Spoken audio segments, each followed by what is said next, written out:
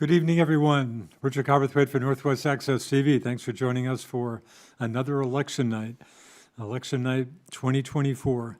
Not the craziest election here in Franklin County, but we'll be spending a couple of hours giving you results, especially focusing on legislative races. And very happy to have alongside Bridget Higdon, the publisher. Boy, Bridget, your continued meteoric rise in journalism continues to impress. I can't imagine there are too many younger newspaper publishers in the country. Ever check that out? Anyway, I have not, but Bridget, the publisher of the St. Albans Messenger, also Milton Independent back in print, Essex Reporter, and Colchester Sun. Great to have you with us. Thank you, Richard. And introducing Paul Snyder, the executive director who's done a lot of work for this show and pre-show. Paul, good to have you on board. Yeah, thank you so much, Richard. Appreciate it. And back with us, Jason Barney, longtime teacher at MVU, a prolific author. Jason, what, up to four books now and counting? 4, and I just signed the contract for the 5th. So, Boy, good for you. Great to have you back with us. So, Bridget, again, Franklin County, as we talked about the other day off air, I've been around here a long time, and I think the first time ever in an election that I've dealt with, no state Senate contest in Franklin County. No. Incumbents Randy Brock and Robert Norris, no opposition, and in the county, just 3 contested House races. Yes, yep, just those 3. Franklin 8, that's a St. Albans City, St. Albans Town district. Yeah. We've got the incumbent Casey Toof, a Republican, facing a challenge from Zach Scheffler, Yeah. a new Democrat on the scene there. And then we've got Franklin 3, that's a St. Albans City district, between incumbent Mike McCarthy, the lone Democrat here in Franklin County, Really? against challenger Joe Luneau. That's a rematch from 2 years ago, so we'll Right. see what happens there. Yeah. And then a race up in Enosburg and Montgomery as well in Franklin 7. Penny Demar, a Republican incumbent there, faces a challenge from Heather Moore. Yeah, I guess we should note the incumbents, actually, we'll be talking to some of them, but just very quickly, just mention in the other districts, Franklin 2, which is most of St. Albans Town, Len Dickinson. And again, these are all Republicans. As Bridget said, Mike McCarthy in the 13-member Franklin County Legislative Delegation, Mike McCarthy, the one Democrat. So Len Dickinson, again, representing Franklin 2, no opposition. In Franklin 1, that's Fairfax and most of Georgia, Carolyn Brannigan, Ashley Bartley, 2 more incumbents, Republicans running for re-election. I should note, I think maybe all or most of the Republicans also have D's by their name, having won the, when they had no opposition, got enough write-in votes to get the Democratic nominations as well. Franklin 4, Swanton and Sheldon, incumbent Republicans Matthew Walker and Tom Oliver Jr. Again, no opposition, running for re-election. Franklin 5, Lisa Hango from Berkshire, Wayne LaRush of Franklin, incumbent Republicans, no opposition. And in Franklin 6, Fairfield, Bakersfield, Fletcher, James Gregoire, the incumbent Republican, no opposition. So, and anyway, Jason, any quick thoughts? Again, we have actually a guy who is a former legislator with us. Surprising, it's pretty quietest election you can recall. shocking. I served 3 terms in the Vermont House of Representatives, and the middle term I ran unopposed. And my recollection is that for most of the seats in the county, there were always challengers who were looking to take on the Democrat or the Republican, and certainly with the Senate, there were people who were willing to put their names forward. So with respect to 2024, I think it is very curious that the Democrats weren't able to recruit candidates to oppose some of the sitting representatives, especially with the Dobbs decision and with what's happening nationally. You would think that there would be people who would be willing to put their names on the ballot. I don't know if they're waiting for some of the incumbents to retire or if the interest in some of those local towns just wasn't there. But yeah, we have a short list of races to report on tonight. Yeah, pretty quiet. Paul, you want to tell us what you're going to be up to, how you're helping us tonight? Yeah, sure, absolutely. Let me put my microphone Sorry on if I for got you at a bad time. No, you're good. I'm just going over results right now. What I'm going to be doing is kind of helping guide the new results that are coming in. So I can let you know on Franklin County-wise, we do have results in for Senate. Again, we talked about that most of them are incumbents in those particular races. So we have some results for Robert Norris and Randy Brock. Results have already come in for Tom Oliver and Matt Walker out of Franklin 4. We have Franklin 5 with Lisa Hango and Wayne LaRush. coming in as well, and then James Gregoire in Franklin 6 is what we've seen so far. So as more results come in, I'll make sure that I wave my hands frantically to let you guys know the new stuff's coming. Great, thank you for your efforts. Bridget, probably worth noting that 2 Franklin County towns have a little more action. Montgomery is in the Orleans Senate District, and boy, that's one of the state Senate races in the state, I think, getting the most attention. Bobby Starr's old seat with Catherine Sims, the Republican state rep from Craftsbury, being challenged by Sam Douglas, a Troy Republican who challenged Bobby Starr 2 years ago, and Montgomery's in that district. In fact, to be honest, I had to call Richford. I couldn't remember whether Richford had come back into the Franklin Senate District, and it has. Yes. Because Richford was in that other side of the Mountain District for a while. But that's a race, and again, we're not going to nail that down, but that race getting a lot of attention. Sure thing. Yeah, absolutely. And then, and also noting Fairfax. Yep. Again, kind of a similar situation. The Democratic State Senator, I guess it's at Chittenden North District, Irene Renner having won a first term 2 years ago, being challenged by Republican Rep. Chris Matos of Milton. Another, that sounds like a pretty competitive race, presumably. Yeah, absolutely. An example of Republicans trying to get another seat Yeah. in the legislature, trying to flip that to their favor. Yeah, I think that's going to be interesting because Chris Matos does have a following in Milton, which makes up a large portion of that district.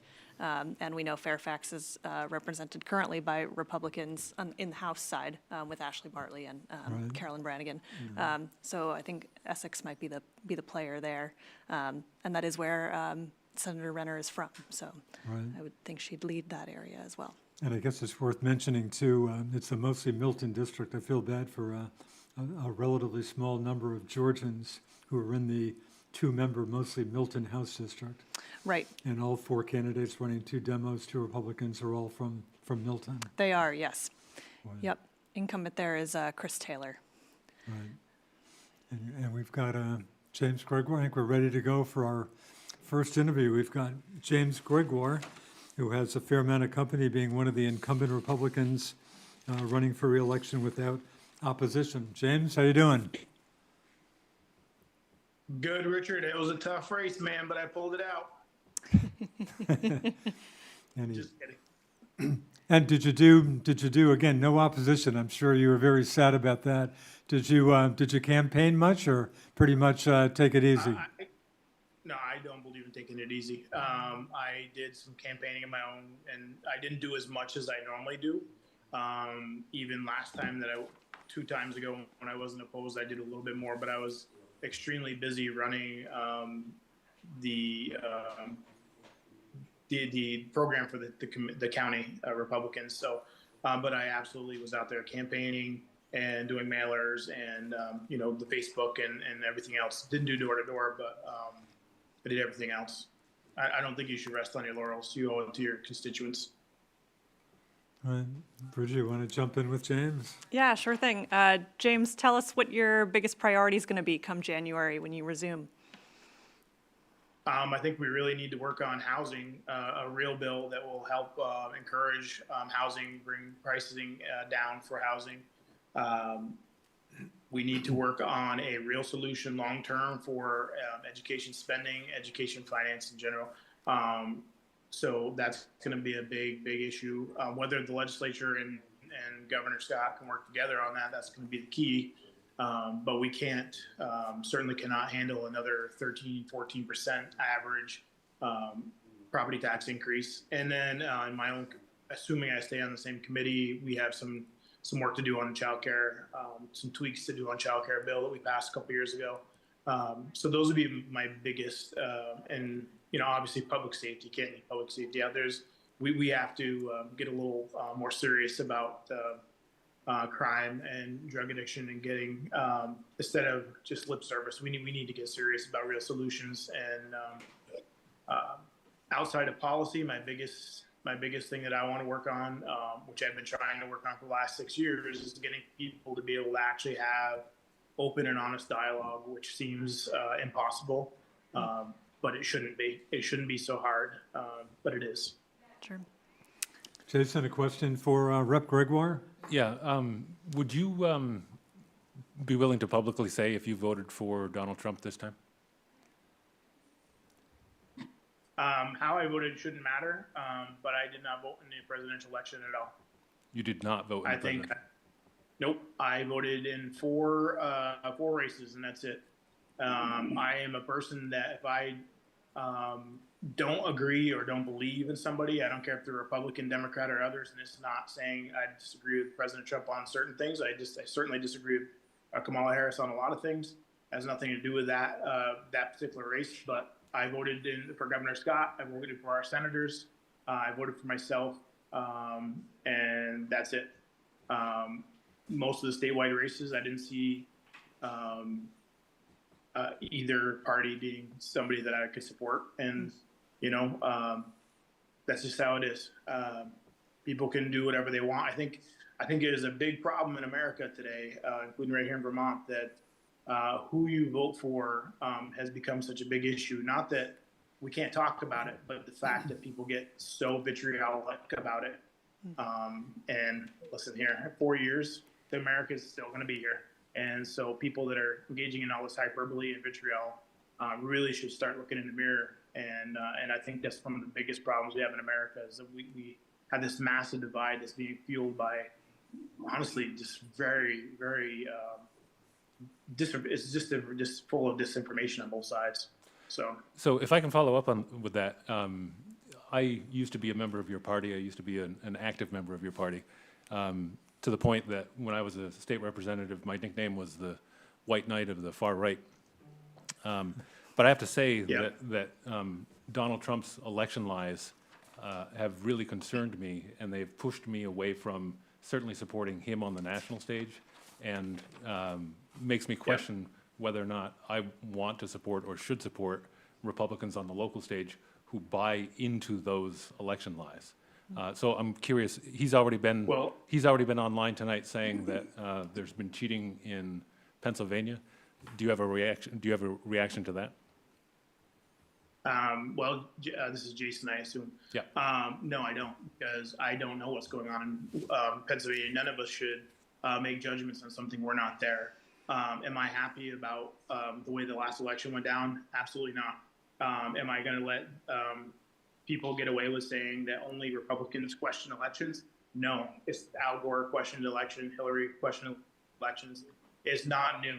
I think there's a lot of deceit and disinformation on how that goes down. And again, I am not the least bit happy. But also, Jason, you know this, Vermont Republicans are a very moderate sort. You just had the governor announce who he elected or who he voted for. You can find zero evidence of any kind of extremism in the Vermont Republican Party. Even in Montpelier, we're known as the moderates because we are. And I think it would be, and the Democrats are very extreme. The Democrats toe the line from the national level all the way down through is the same exact message, same exact system that they use. They in voting in a House floor, they were required to vote in lockstep. We are not. Vermont is the Republican Party is the independent and moderate party. And would I say the same thing in Alabama? Probably not. But we should not be tied in with anybody other than Vermont Republicans. And I just I have a problem with that. But anyways. I appreciate your honesty on that. Thank you. Rep. Gregoire, thank you for the time. Good luck in Montpelier. Yeah, no problem. And it'll be the first of a number of interviews we'll be doing. Bridget, just wanted to mention also a House race, a pretty hotly contested House race that I'm sure some folks around here may be paying some attention to in Grand Isle County. That's all the islands in West Milton. Yes. With you have the uncle-nephew team of Leland Morgan and Michael Morgan. Michael Morgan, one of the two incumbents in the district. Leland Morgan, a former incumbent who lost to Irene Renner 2 years ago when he ran for the Senate. And so you have both Morgans, the two Republicans, and Josie Lovett, Grand Isle Democrat, an incumbent. I think she won 2 years ago by 9 votes, very closely contested race, and Luke Richter, the other Democrat from Alberg. But sounds like, again, kind of a three-way race. I think Richter's not going to be a factor, but that's a very competitive district. Yes, I definitely believe so. Yeah, both the Morgans are on the Milton Select Board as well, and so Yeah, and Josie's the incumbent there, so I think, yeah, that can go either way. Yeah, Yeah, the other one in that area that I'm interested in will be the Grand Isle Senate race as well, for sure. between That Pat was on the Brennan and list, Andy yeah. Julo. That's a Yeah. big battle with Dick Mazza having died. The great Dick Mazza, and succeeded Andy Julo, got the appointment from the governor. Yes. The incumbent Democrat just by appointment, and being challenged by Pat Brennan, the longtime state rep out of Colchester, Republican. Yeah, that's another very interesting Senate race. And we have Representative Tom Oliver, Sheldon Republican, with us now. Rep Oliver, how you doing? Can you hear us, Tom? We can see Rep There we Oliver, go. but we're, I'm just trying to unmute. okay, good. Good to have you. Did you do any Good to be here. campaigning? Thank you. No opponent. Did you do any have you done any campaigning? Yeah, well, we hit all the polls today, Sheldon and Swanton, and we went and hung out with some of our running mates in other districts to show support for them and help out. It was an amazing turnout that we saw all around the county as we bounced around. We mostly stayed on the north side, north part of the county, and a little bit in St. Albans. But it was an amazing turnout and good weather. What was spurring that turnout? Certainly, there's not a lot of activity in Franklin County. Is it mostly the presidential race? Why a decent turnout? I'm not sure. I just think a lot of people are really concerned about the things that mean a lot to them, about, their finances, taxes, crime. There's a lot of things out there that I think are really starting to bother people, and they want to get out and get their voice heard. Yeah, Bridget? Yeah, absolutely. You just mentioned taxes, which has definitely been something that's been hot on the campaign trail this year. And affordability has been, the message of the Republicans. Tell us where you'd like to find some cost savings or make cuts this year. Well, I don't know if I want to, if I can specify where the cuts need to come from. I think we need to moderate our spending. I think we put a lot of money into programs that I'm not sure are helping. Although I think we all need to research everything and vet it very well before we implement $1 million programs. As far as property tax goes, we need to find a way to make that more equitable across the board, statewide. People would be really happy. I mean, it just seems strange that my taxes wouldn't go up too much in Sheldon, but somebody neighboring me just absolutely gets hammered. And I'm not sure why that is. I sit in judiciary, so I don't sit and hear a lot of the nuances of finance. I rely on other committee mates to help me out there. As you know, I deal with the crime side, but the school tax seems to be really a hot button. Jason, you want to jump in? Sure. Tom, thanks for being on, and thanks for putting your name on putting your name on the ballot. Sure. When I was a state rep, Ralph Wright had just been defeated all those years ago, and one of his sayings was, all politics is local. I think we're in an age now when all politics are national. I just asked Representative Gregoire about whether or not he had voted for Donald Trump. Are you publicly willing to state who you voted for president? Well, one thing I like about our system is that it's meant to be, or can be, completely private. But what I will say, without disclosing what I did, is that I really thought and was hoping that this nation could have probably come up with a better candidate or a pool of candidates to choose from. So along with that, if I could ask a follow-up, would January 6th or the former president's election lies have anything to do with your stance on that? Well, I think just the one side of that question, yeah, both sides have done things that I don't really care for, or just I don't know if it's the behavior or their knowledge or intent. I'm not 100% convinced that things are trustworthy, I guess. It's hard to describe. Okay, thanks, That answer your question? sorry. Thanks, Rep. Oliver. Thanks for checking in. We appreciate the time. Thank you very much. Okay, Take care. we'll see you. Probably Bye-bye. worth touching. Boy, statewide races, the one race kind of standing out seems to be the lieutenant governor's race, about which there maybe is at least a little suspense, Bridget? Yeah, absolutely, between incumbent David Zuckerman and John Rogers from Glover, who's jumped into that race as a Republican, flipping his party from Democrat, which he served the Senate as for many years. Yeah, I do think that'll be quite a tight race. I do think Franklin County will probably go to Rogers. Boy, if but we'll Franklin see. County doesn't go to Rogers, he's in pretty tough shape. Yeah, so it'll be interesting to see which way the rest of the state leads. I do think it's tight the last time I checked. Jason, you're not, you think Zuckerman's in pretty good shape? Yeah, name recognition matters a lot, and Zuckerman has been lieutenant governor for a long period of time. He did run for governor, and he got spanked against Phil Scott 2 election cycles ago, I believe. But he still got the name recognition, and I could be reading the tea leaves wrong, but I don't see any reasons why voters wouldn't return Zuckerman to Montpelier. Yeah, that's certainly the one statewide race really getting much attention. And Mr. Paul Snyder, Paul, you got some news for us? Yeah, so we do have final results now for Franklin 4. So that's the Tom Oliver and Matt Walker. I know we just talked to Tom, and Matt's going to be coming on with us in a couple of seconds. But final results for there, about 3,049 votes for Tom Oliver, 3,206 for Matt Walker. But again, an uncontested race for incumbents there, but just final results from Franklin 4.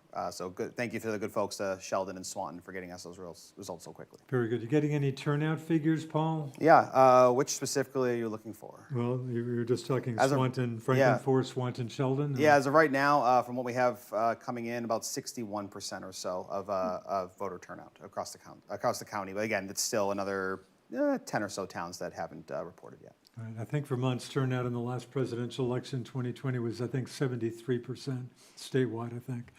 And we have Rep. Matthew Walker set to join us also from Franklin 4, the Swanton Republican. Rep. Walker, how you doing? Rep. Walker, are you out there? Hey, Matt? Hello, Matt Walker. Can you hear us? Not getting much of a response here. We can see Representative Walker. Can you hear us, Matt? Good evening. Thank you very much for having me. Sorry about the trouble. So again, no opponent. That probably didn't break your heart too much, I guess. Sorry, can you hear us? Well, it's challenging. Hear me now? Kind of in and out. I think we might have just lost you. I should have just taken Representative Oliver's phone. Kind of breaking up at this point. But we see you again. Should we keep trying to hang in with us, you guys? I guess we have lost Rep. Walker at the moment anyway. Back to statewide. So again, Phil Scott going for what, a fifth term? Esther Charleston, I'm not sure even a majority of voters knew the Democratic candidate's name, but again, didn't spend much money, just seemed to be a pretty hopeless race. I guess the Democrats' big hope earlier on was that Howard Dean was giving a little thought to taking a bid for it, but anyway, so and boy, I guess the big thing about Governor Scott just seems to be way more active this campaign. Yes. Really going hard to try to get, I guess, the balance word, the B word, trying to get obviously more Republicans to help him out in Montpelier. So way more active for the governor. Yes, he definitely seemed to contribute to quite a few campaigns around the state. I saw him in quite a few advertisements with different candidates. So definitely trying to use his name and maybe his popularity to try to help out some other folks. Yeah, Jason, what do you think? That going to have some success or dubious? I think Phil Scott can be governor for as long as he wants to be, especially when Vermonters see a governor who, we have a natural disaster. We have these torrential rains that ravage the area during the course of the summer. And, you have a governor who doesn't invite the press, but starts to operate a backhoe to try to help his neighbors. I think Vermonters love that sort of thing, and I think they appreciate the job that he's doing. I think we've got Representative Walker back on the phone at least. Rep. Walker, you there? Yes. Good. That sounds like we're in much better shape right now. So again, no opposition for you. Did you do some? You did some campaigning? Good evening. Thanks for having me. I'm sorry that didn't work. I should have just borrowed the phone from my state Representative Oliver. We did a little bit of campaigning. We did a mailer to kind of find voters that were out here. But between running a business full time, coaching basketball in the town, and serving in Montpelier, not having an opponent probably pretty helpful for my family, and I appreciate my wife's support, and it was probably a good thing for us. President. Yeah, Matt, how do you stay connected with your constituents during and off the legislative session? Well, as I mentioned, constituent-wise anyway, I'm in the high school for 4.5 months a year with coaching basketball and interacting with players and their parents, and of course all the administrative and the staff and whatnot in the school. And my wife and I run a local business that puts us in front of an awful lot of customers on a regular basis. I do are a member at the Champlain Country Club, which is in our district in Swanton. So you get a chance to meet quite a few people that way. And there's always something going on in the growing and improving town. Matt, I can report I played 4 holes in the rain yesterday, and I had no company at Champlain Country Club. Jason, question for Rep. Walker? Yeah.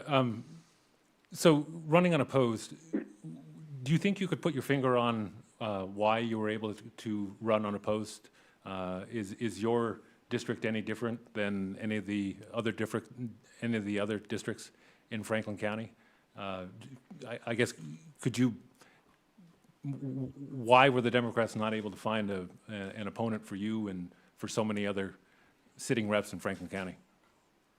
Well, I think that candidate recruitment is tough all the way around the entire state. It's a difficult balance. If we didn't own our own business and have the support of the family and the workers and our employees, it would be very difficult to do. So it's not an easy job in terms of demands on the family. It's hard to find candidates in either party. It's not financially beneficial. People have a perception, as you know, of what they think you're getting compensated and what it actually is. So that makes it difficult. And Swanton, Sheldon is probably one of the more conservative districts in the state. So the Democrats were certainly going to be on their heels this year. And Swanton is probably not the best use of their resources at this particular point, with only 3 contested races in the whole county, as you well know and are already talking about. Just one, Matt, could just answer this quickly. We won't take too long on this, but education funding, issue a lot of people are concerned about. Is there any realistic hope in the not too distant future that an education funding law formula could be enacted that at least some people could understand? Any hope for that? Well, I don't think government has a strong record of making things simpler, so I'd be concerned from that perspective. But I would have to really point at least one thing, that is, we can talk about how we take the money out of a different pocket, but until we recognize the plummeting student numbers, the changing student ratio numbers, and the demands that we put on the school system that aren't necessarily education related, just talking about where we're going to get the money from is important, but recognizing that we can't continue to just spend in the direction that we have when our student population continues to decline significantly. We have to be able to do our education, the high expectations, with a lower cost, because the numbers are just not there. And we have to look at what we're going to do substantially different. You can't have the runaway level of administrative and teacher level to student ratio where we're headed. And we're under 90,000, we're heading under 80,000, and there was only 5,000 babies born here in Vermont last year. So in the next 15 years, we might only have 70 to 60,000 people in the entire students in the entire system. We have to recognize those hard demographics. Okay, Representative Matt Walker, Swanton Republican, thanks for the time. Good luck in Montpelier. You've got a lot of work to do down there. Thank you very much. Thanks for the time. Thank you. Apologize for the trouble. Have a great evening. No problem. Thank you very much. We're going to take a break. We'll be back in a few minutes with more coverage of election 2024.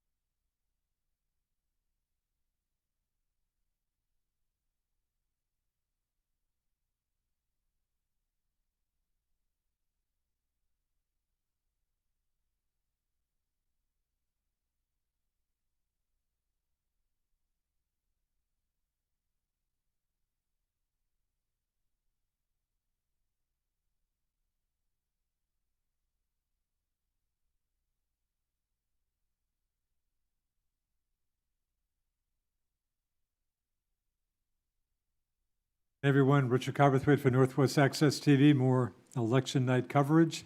And very happy to have alongside Bridget Higdon, the publisher of the St. Albans Messenger, Jason Barney, MVU teacher, prolific author, and Paul Snyder, our executive director here at Northwest Access TV. Again, not the wildest election day in Franklin County, but we have 3 contests for monitoring. And also, Paul, give us, you've got some statewide numbers on the lieutenant governor's race.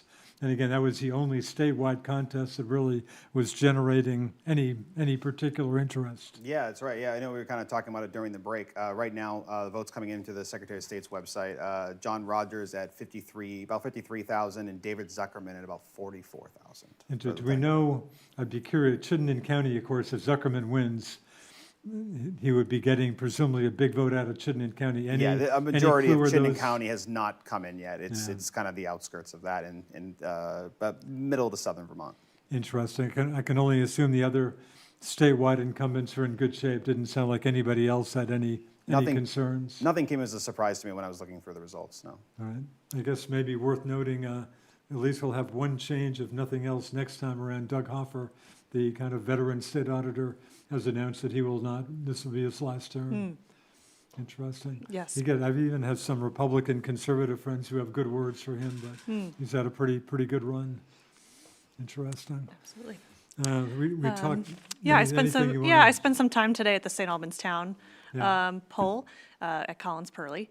General positive atmosphere today there, I thought. Zach Scheffler was outside, definitely campaigning for himself there in that district.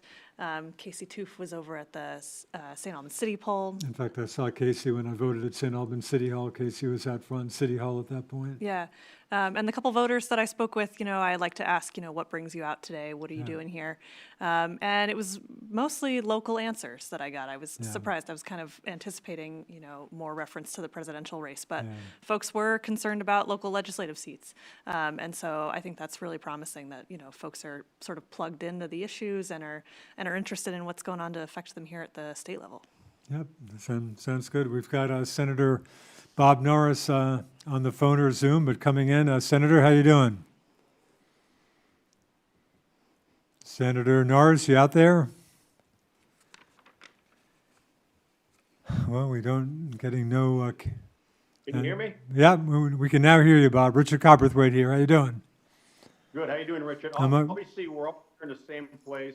A lot of phones going on. The TV's on. So the reception here has not been all that great, shall we say? You're coming in pretty solid now, so I think we're okay. So again, no contest for you today, but you did you and Senator Brock did do some campaigning? Oh yes, Senator Brock and myself we got 13 communities. I hit the majority of them, I believe. Senator Brock hit the other majority, but no, we didn't. Campaigning never stopped. I mean, it's 365 days out of the year. This just happens to be election day. Bridget, want to jump in? Yeah, sure. There's been lots of talk this election, as there is almost every year, about the need to, work across the aisle, get some balance and some compromise there. Can you tell us who you talk with regularly on the Democratic side there in the Senate? I talk with anyone who will listen. I talk to all of my Democratic and progressive constituents within the Senate House here. Compromise and working across the aisle is a thing we hear quite often, but we don't see too often when we're down there in Montpelier. But we're hoping for a somewhat of a Republican victory this year, so that they have to acknowledge their presence, and obviously then we can get into this so-called compromise and working across the aisle. Sure. There's a couple Senate seats up for grabs in other parts of the state. Did you help out with any of those campaigns? I haven't personally. Well, I did. In the Chittenden North, I worked a little bit there, but I reached out to Grand Isle. I reached out to Lamoille, Caledonia. I reached out to them and offered my assistance if, in fact, they needed anything from me. Great. Thank you. Jason, any question for Senator Norris? Yeah. Congratulations, Bob, on returning to Montpelier. Thank you, Jason. So one of the visual issues that's been popping up in St. Albans and a little bit in some of the other communities is the homelessness issue and some of the vandalism and some of the crime. Do you have any thoughts, or do you have any initiatives that you're willing to propose in Montpelier, which will help communities like St. Albans start to deal with that? Burlington's been going through it for a little while, and I think a lot of people were surprised to see it pop up to the extent that it did in St. Albans City. What can government do to help locals with this situation? Well, I think locals have to help themselves first. What I'm hearing on the campaign trail is two issues that are key. One is affordability, obviously, everyone's familiar with that. And the second is public safety in and throughout Franklin County. There's several things that have taken place in the state of Vermont that I don't think have been beneficial for Franklin County residents. The first is being defunding the police. As we well know, that has not worked both in Vermont, Chittenden County, or across the nation. So I think we have to really look at refunding these positions, putting the numbers that we need to protect our citizens on the streets. There's several other initiatives that could take place. I know in Burlington, there's the safe injection site, which I was not in favor of. I'd rather see those money being used for step-down residences, recovery residences, counseling. But anyways, everyone has their personal opinion on that, and that is mine. But I think that what I'm hearing from my constituents here in Franklin County, and those are the people that I listen to, Jason, is we're soft on crime in Montpelier. And I agree with that, and we're making strides to turn that around a little bit to make sure that everyone's rights obviously are still adhered to, but we have to address this situation. And I realize we are not going to arrest our way out of this, but we have to work together. Sure, and if I may, I do, you talked a little bit about defunding the police, and so I do want to clarify that the St. Albans Police Department has grown in the last couple of years. They've added that street crimes unit. There's a new mental health clinician who's helping out there. They've got a team of 2, I believe, clinicians who work with the police department there. So that has grown. I just don't want to leave viewers with the impression that the St. Albans Police Department has shrunk in any way at this point. Well, Bridget, I don't remember stating that the St. Albans Police Department has shrunk. I was talking about defunding the police in general, but I do know that in St. Albans, they took the school resource officers out of the schools. As far as the embedded clinicians and the cruisers are being available to work with police officers, that is a great program. I supported that back when I was sheriff. I still support it today. I think there should be more of that throughout the state of Vermont. But St. Albans has been fortunate as far as maintaining their staff at full level. They're doing a great job there, yes. Excellent. Thank you very much. Senator, just one quick kind of non-political question. I was at the Franklin County Courthouse the other day, a really nice event for former Judge Greg Rainville, who had his portrait placed on the wall there. You were one of the speakers, but you got a quick word for us for former Judge Rainville. Did a good Franklin County guy who had a pretty impressive career, I would say. I think Judge Rainville served the citizens of Franklin County and the state of Vermont because he not only presided in Franklin County but outside. Sure. He served integrity, professionalism, and I appreciate his efforts that he's done for all citizens within the state of Vermont. Right. Hey, thanks for the time, Senator. Good luck in Montpelier. Sounds like you folks have a lot of work to do down there. Always says, Richard, Jason, and Bridget, have a good night. Thank you. Hey, thanks for checking in. I think we're not ready for our next senator. Sorry, Joe. It's Joe Luneau. Joe Luneau's with us. Mr. Luneau, can you tell us how'd you fare in your race? Do you know how you fared? I apologize. I didn't quite catch what the original comment. Sorry, a pretty basic question. We haven't reported on whether you won your race against Mike McCarthy. Do you know whether you won or lost today? I have no results, Richard. I know that I was at City Hall until 7 p.m., a little after, really. And there were some challenges with the tabulator accepting the ballots that had been mailed with the bends in them. And I believe they anticipate having that resolved completely here in the near future. The only results that I'm cognizant of is I'm advised that Chris Mattis is up by 50 votes against Renner in the Chittenden North Senate race, with only Milton not reported, which implies that that's probably a Mattis win. Yeah, And sounds like it. yeah, and I don't have numbers in the Orleans or Caledonia races, but I've been told by reliable sources look like Douglas and Beck win. But those are the only numbers I've seen, aside, of course, what CAX has reported, the early stuff on the statewide. All right. You're in a rematch, of course. You were in a rematch with Mike McCarthy. Was this campaign for you much different than 2 years ago? This campaign was a lot different because, I mean, there are some real challenges with affordability, and I think that there was more of a connect the dots, if you will, between what people are seeing in their property tax bills, what people are seeing with lack of accountability for poor behavior in our community, and the supermajority of Montpelier. Bridget, you want to jump in with Joe? Yeah, sure. What would you do if elected on that issue, Joe? What would you like to see changed? Well, specifically, I spoke to two issues, but the first one, the property tax issue, could in St. Albans City is manifested as a 15.5% increase this year. It was a little bit less than that statewide. I think 13.8 was the number.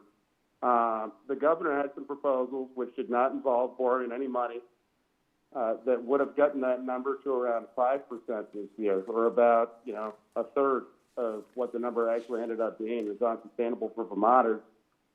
The other issue is, on an ongoing basis, is more systematic, and I think involves really looking at all the cost centers in education and where there are opportunities to get better value for students, for educators, and for the taxpayers. And the status quo clearly is not an acceptable means of going forward. Sure. Jason, a question for Joe Luneau? So, Joe, first, thank you for all you do as far as supporting the St. Albans Museum and historic preservation. As far as you running again, when you got the nomination, it was for, or it was mostly through write-in ballots, correct? It was completely through write-in process. It was not my intention to run this cycle. There was a gentleman who was about to file and then couldn't because it really just didn't jive with his employment. And so I announced it to write-in 2 days before the actual primary day, which I recall was August 13th. And the primary results were really encouraging. I mean, obviously you can't run much of a campaign in 48 hours. That said, I believe I needed 50, and I received somewhere around 180 total, most of them on the Republican side, but a couple dozen on the Democratic side as well. And that's how this campaign got started not quite 3 months ago, Jason. Joe, thank you for the time. We'll be, of course, very interested to hear how you fared today. Thank you very much. Oh, thank you. Have a good evening. Thanks. And I think we have Representative Casey Toof from St. Albans Town with us right now. Again, Casey involved in one of the other contested races here in Franklin County, opposed by Democrat Zach Scheffler. Casey, are you with us? Hello, Casey. Hello. Can you hear me? I can hear you. Hi, Richard Cobberthwaite. Hey, Casey. Any results on your race with Zach Scheffler? I have not heard anything back from our race yet. Nope. Paul Snyder just gave us some early. Sorry, Paul Snyder just gave us some early lieutenant governor race numbers. You're, of course, the campaign manager for Republican challenger John Rogers. You're getting some early good news with that? So far, it's looking pretty good. I have just refreshed the page. 104 towns. That's 42% precincts that have reported to the Secretary of State's website, and we're up around just a little under 10,000 votes. So 49 to 42%. Things are looking pretty good right now. I'm pretty excited that the people we were able to run a pretty good campaign, and we got people out there to vote. And so I'm looking forward to seeing more of those results come in. I bet. Bridget? Yeah, sure. Thanks for being here, Casey. in St. Albans Town, in your local race here, can you tell us something that you learned this campaign that you hadn't known previously, whether about the community or about the issues or about the people that you serve?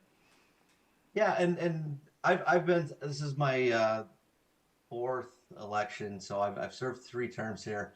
I've got a pretty good relationship with a lot of my constituents, and I spend a lot of my time going door to door and talking with people. Nothing really new this year. The 2 biggest issues, and we've talked about it at length, is property taxes and crime in our area. And you know, there's some encouraging things, but there's also some non-encouraging things. So we need to really focus on those things for whoever goes down there in Montpelier next year.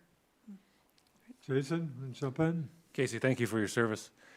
So in previous interviews and previous questions of the Republican candidates, I asked them about their support or their stance on President Trump. I'll take the pressure off you a little bit, but I will ask, do you think either candidate should declare victory before all of the ballots have been counted? You're talking in the Trump race? No, I think we should see all of those results, and we're seeing them come in. I haven't even looked at that, actually, to be honest with you. I'm looking at the Rogers race and my own, and waiting on those numbers. But no, I think that should be something that the country is really, really divided on, and I think we wait till all those ballots come in. I think that's a good question. Okay, thanks, Casey Toof, Rep. Toof, St. Albans Town. We'll be interested to hear how you fare. Thank you for your time, Casey. Thank you so much for your time tonight and for doing this. We'll be watching this all night. I appreciate it. Great, Thank thanks a you. lot. And I think we Thanks, have bye. Senator Randy Brock joining us right now. Senator Brock, can you hear us? Senator Brock, are you out there? Well, I guess not at the. I think I'm unmuted now. Does that make sense? Senator, can you hear us? Yes, I can hear you. Great, good to see you. Richard Cobberthwaite here. Hello, Richard. A quick question for you. You're a former state auditor. Some news of note, I guess. Doug Hoffer, the current auditor, I guess, announcing he will not run again. Any conceivable thoughts on your end to taking another bid for auditor in a couple of years? Well, if I can just lose maybe 10 or 15 years from my age, I might seriously consider it. So not likely, huh? I say it's unlikely right now. So I'm having too much fun in the Senate. Interesting. Bridget?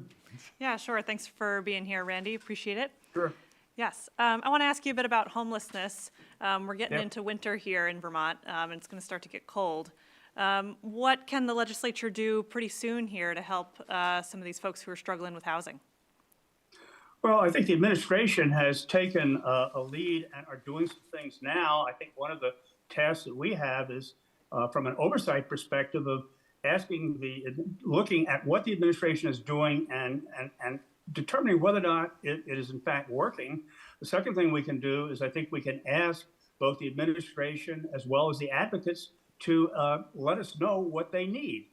And I know that there's going to be some differences there, and we're going to have to reconcile some things. But at the same time, I think that the congregate housing is, in the short run, something that makes sense, even though we may not entirely like it, but as it is not an end solution. The end solution is to provide housing and provide a mechanism so that people can become housed. And that is one of our biggest tasks this year. Thank you. Jason? Hi, Randy. It was a pleasure sharing the stage with you about a year ago when we did the 50th anniversary of the Paul Lawrence saga. So thank you for that. Yes. Thank you for that, and thank you for being online with us tonight. So I've quizzed some of the other Republican candidates about their support for Trump. Things are still too close to call, and we Yep. probably won't know for a couple of hours. How do you feel about the former president, and would you be concerned if he is reelected?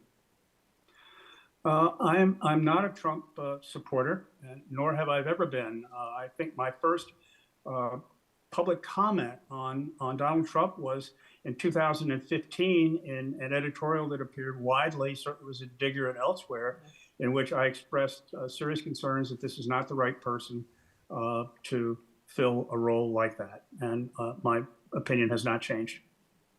Okay, thank you. Senator, we appreciate the time. Sounds like you got a lot of work in Montpelier. I know you're hoping for some more balance down there. We'll see what the night brings. Thank you for your time. Thanks so much. Appreciate it. Okay, we're going to take a break. We'll be back in a few more minutes with more coverage of election 2024.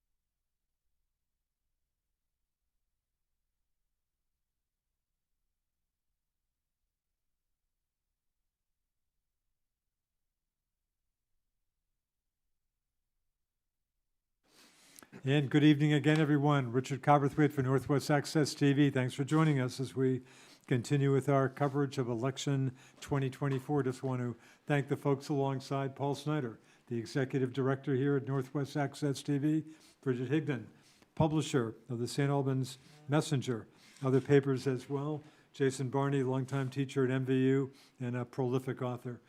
Really appreciate your efforts, everyone. And I should also note our key guy right in front of me here, Josh Pryor, and thanks to the rest of the folks on board here. Great staff, Alan Cunningham, Katie Foster, Dennis Boucher giving us some help also. So appreciate all the help we're getting, not to mention all the info we're getting from town clerks and everybody out there. Good team effort, and thank you very much.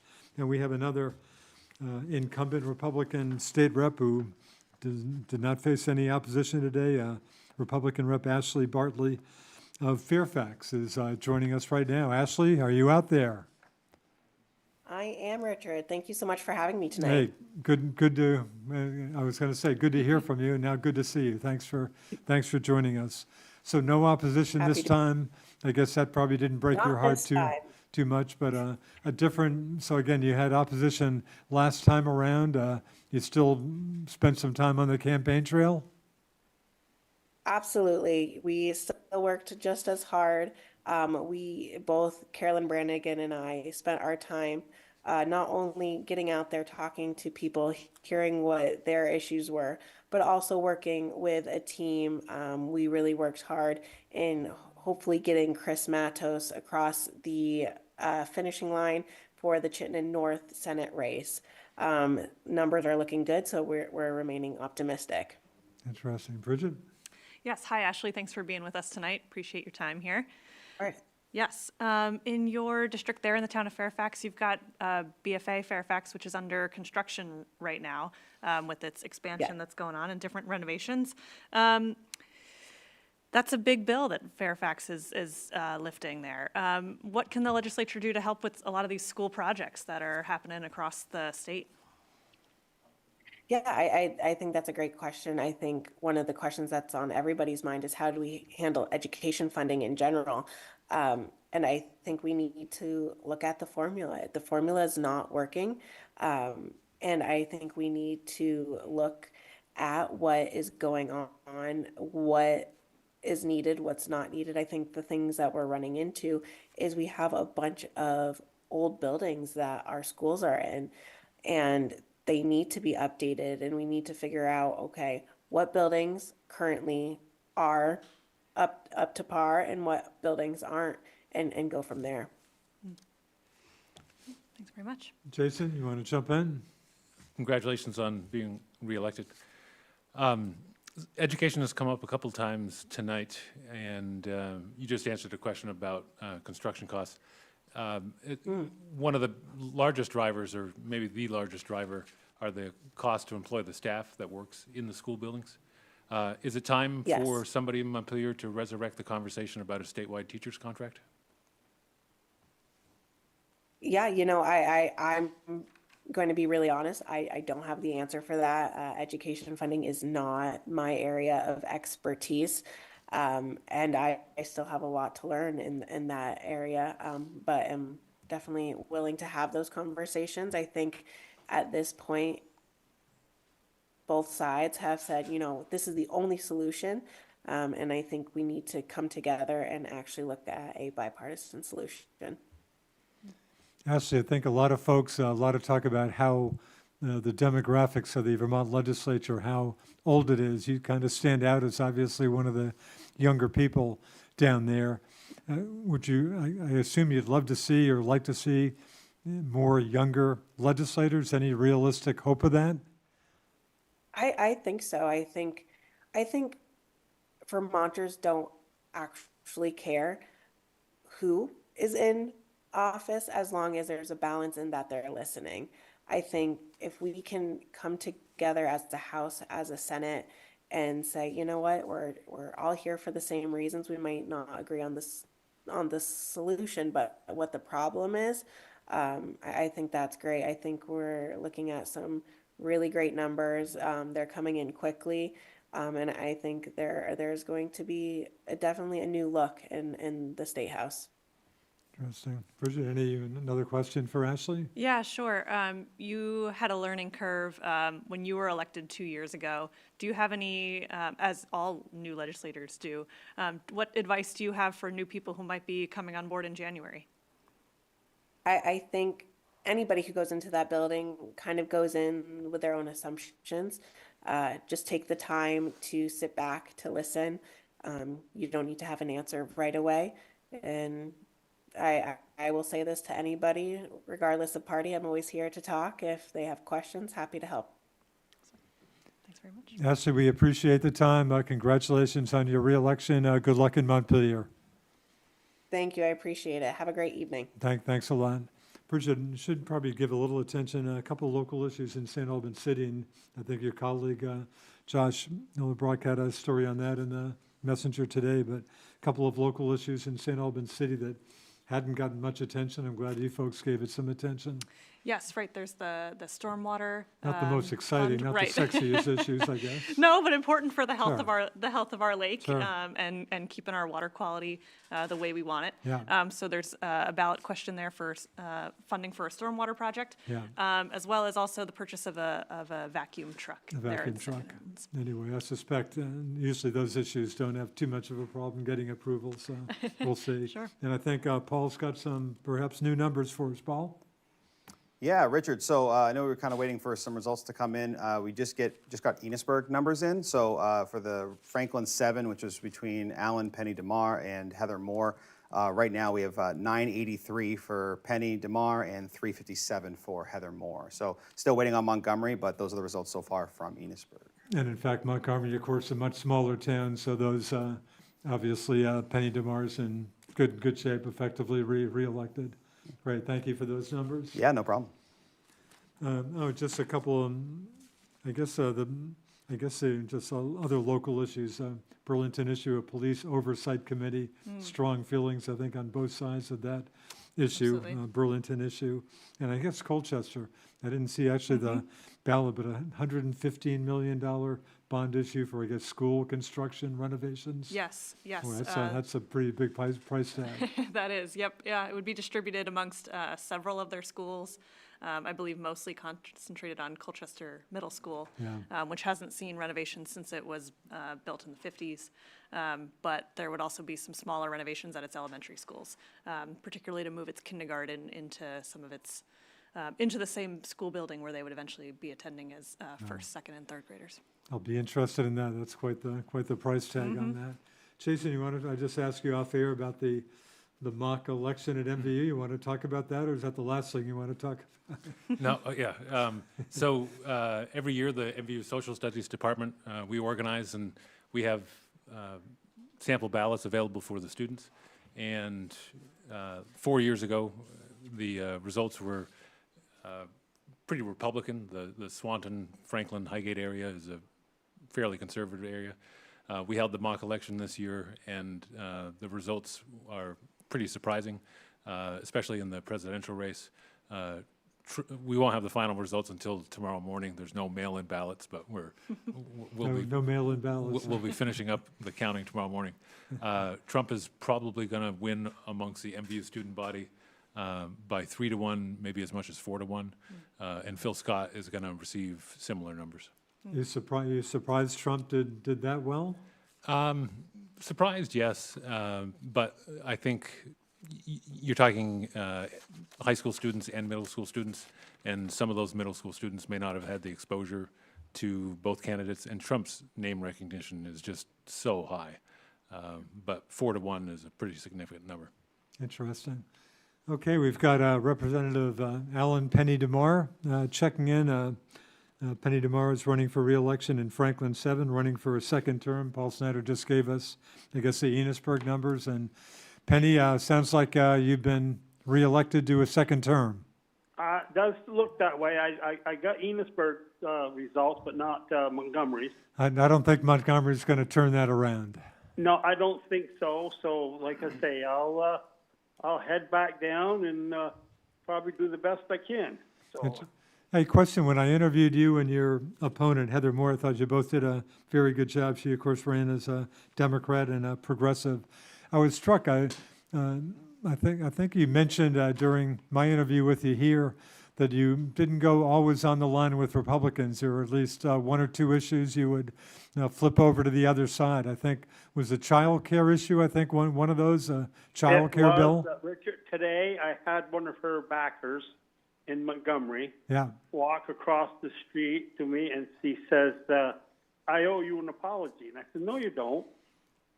She says, I've been telling everybody you voted no, not to ban the pollinator bill, and that you voted against the daycare.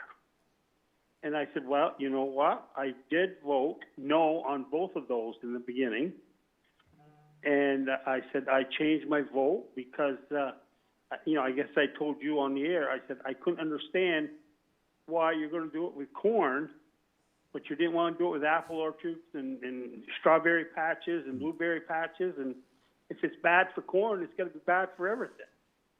But when the vote came on the roll call, I said, you know what? A little bit's better than nothing.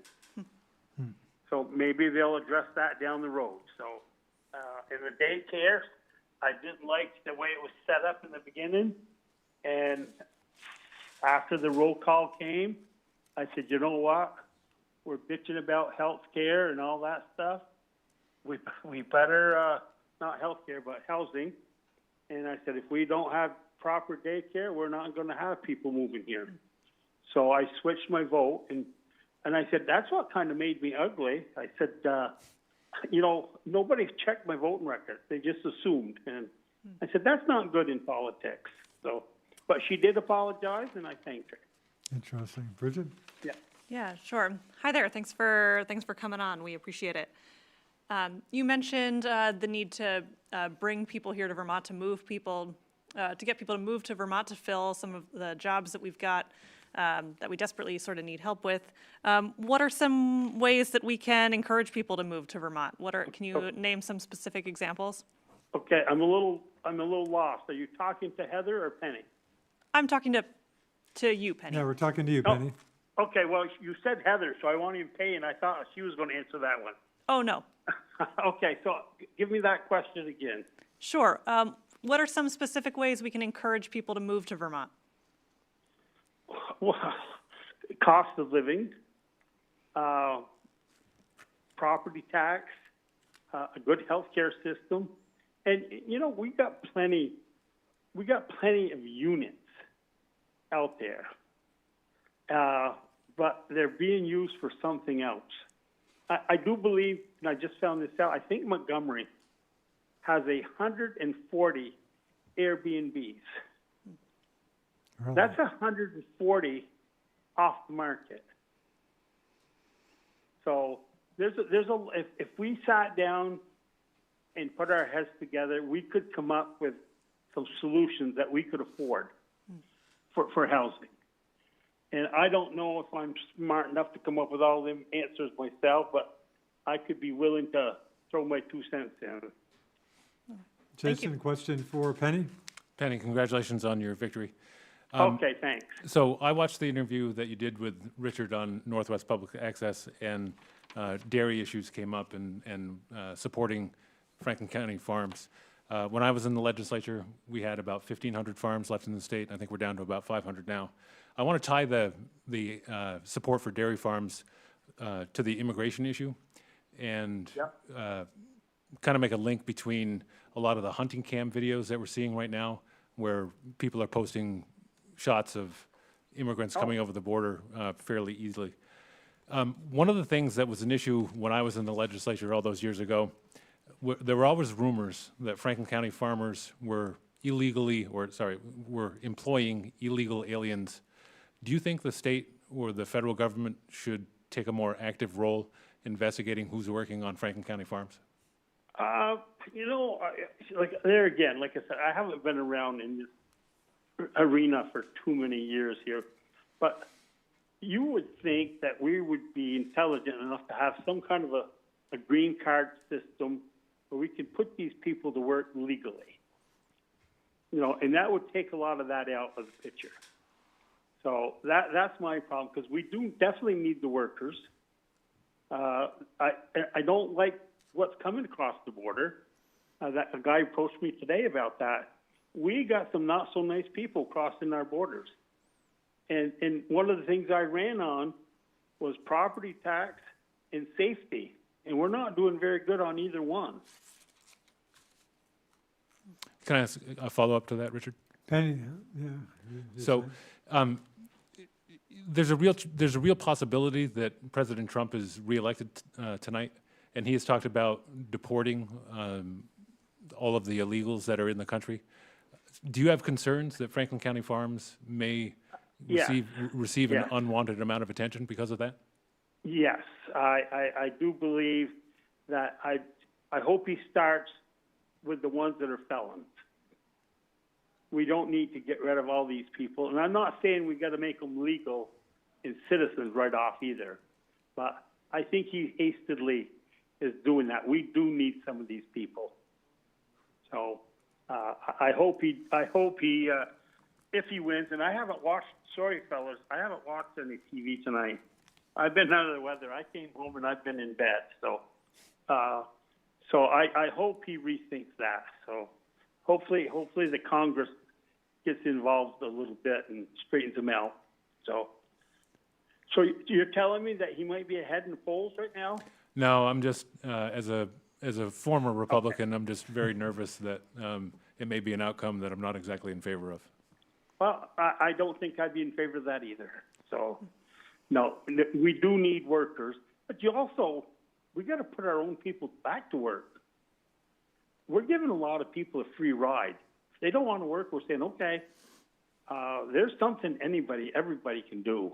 So, everybody's got to have a little skin in the game. So, and our migrant workers are a lot better workers. I talk to all the farmers; they're all my buddies. They do a hell of a job. So, but I don't know how Kamala or Trump could get a handle on that and make it work. But I hope they don't do anything stupid. Tough issue for sure. Penny, thanks for the time. Hope you feel better. Good luck in Montpelier. So, all right. So everything else is the Enosburg people did pretty good, or the St. Albans people. We don't, in fact, yours is the only contest we've been able to nail down so far. Okay, well, I'll see you tomorrow. Okay, thanks, Penny. Hey, take care, guys. Yeah. I'm glad you called. Yeah, Thank you. Thanks. Again, Penny Demar winning re-election in the Franklin 7 district. His opponent, Heather Moore, had interviewed both candidates. I thought they came across very well. It was nice that folks in Montgomery and Enosburg had a choice of candidates. Not a lot of people in Franklin County did not have that choice, and I believe we have Heather Moore with us right now. Heather? Hi, Heather. Can you hear me? Hi, Richard Copperthwaite. Got the mute. I found the mute button. Right. Again, we just got the results from Enosburg. I guess Penny won a pretty easy re-election victory. You don't have Montgomery numbers. They're not going to change the outcome. But again, it was good to sit down with you and Penny. I thought you both came across very well. Again, a tough loss for you, but are you happy you jumped into the race? Was it a positive experience despite losing? Well, I mean, we don't have the Montgomery numbers just yet, but I hear what you're saying in terms of what you're seeing from Enosburg. I have no regrets for jumping into the race. It was an amazing experience. I've learned a lot, and no matter what the results end up being tonight and tomorrow, I'm still going to be working for the community. It's what I've been doing, and I'll keep doing it. And I know you've been very involved, including being now an Enosburg Falls Village trustee. So sounds like you got a lot to do. Bridget? Yeah, absolutely. And congratulations on that youth center up there in Enosburg that's about to open. I know you had an open house this weekend, and I hope it was a success for you. We did. It was, yeah. Good. Lots of people. People are very excited about it. Good. Glad to hear. Can you tell us about a specific interaction or memorable moment from this campaign that stands out to you? Oh, goodness.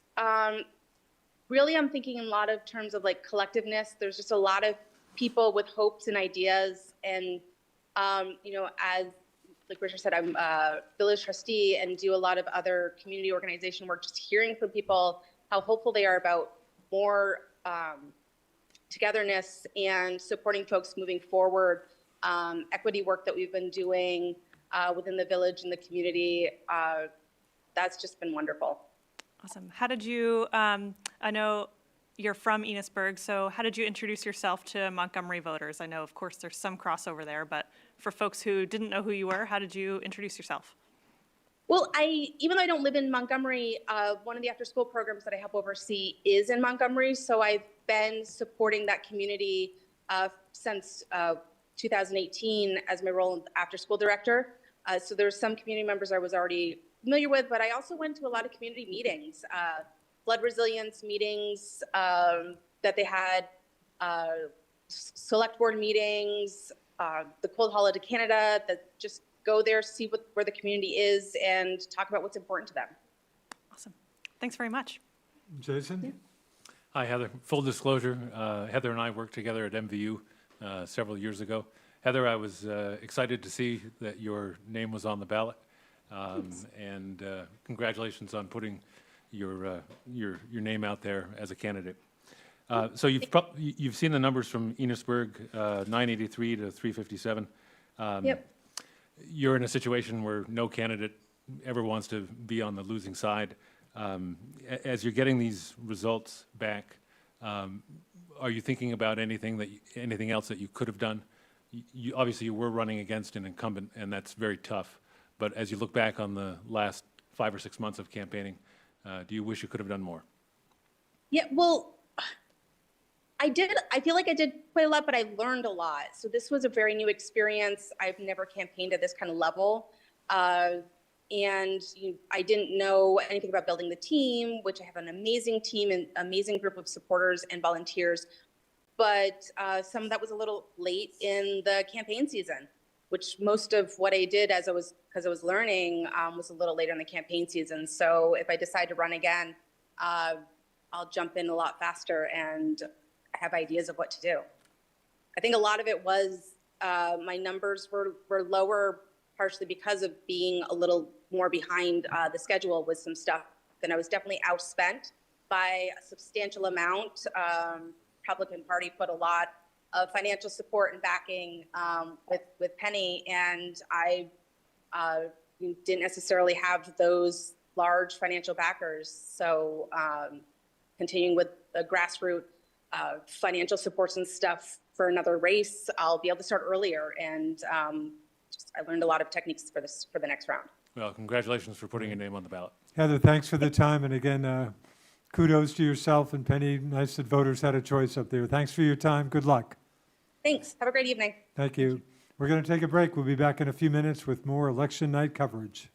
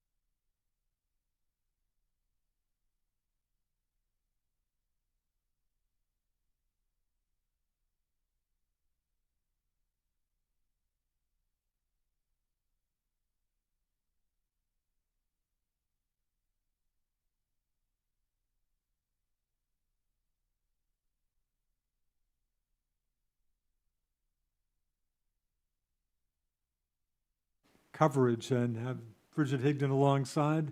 Lucky for me, the publisher of the St. Albans Messenger. And thanks to Jason Barney, who's departed, who joined us earlier. And thanks to Paul Snyder, Let me know if folks are Executive online. Director. Happy to chat.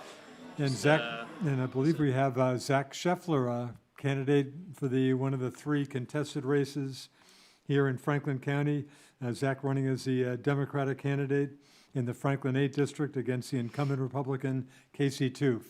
Zach, how you doing? Hey guys, happy to be here. Thanks for having me. Zach, can you hear me? We're trying to get.